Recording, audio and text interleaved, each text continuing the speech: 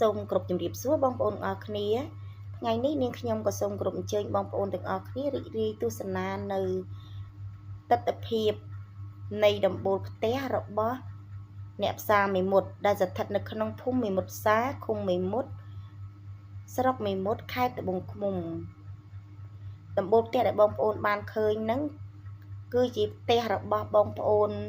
មួយចំនួនគាត់ជាអាជីវករលក់ត្រីលក់សាច់ជ្រូកលក់សាច់គោនិងអាជីវករលក់អីវ៉ាន់ចាប់ហួយព្រមទាំងលក់សម្លៀកបំពាក់មួយចំនួនផងដែរអាគារដែលបងប្អូនបានឃើញផ្ទះដែលបងប្អូនបានឃើញខ្ពស់ៗនោះគឺនៅជួរខាងកើតផ្សារមេមត់ខាងកើតផ្សារណាបងប្អូនអរគ្នាហើយដើមឈើដែលបងប្អូនបានឃើញហ្នឹងគឺជាចំការរបស់អ្នកភូមិជាប់មកអោនាងខ្ញុំក៏សូមគោរពអរគុណដល់បងប្អូនទាំងអស់គ្នាដែលតែងតែគាំទ្រនៅវីដេអូរបស់នាងខ្ញុំនឹងខិតខំរកវីដេអូល្អៗដើម្បីជូនបងប្អូនទស្សនាសូមគោរពអរគុណបងប្អូនទាំងអស់គ្នាសូមគោរពជូនពរបងប្អូនទាំងអស់គ្នាមានសុខភាពល្អរកទទួលទានមានបានគ្រប់ក្រុមគ្រួសារ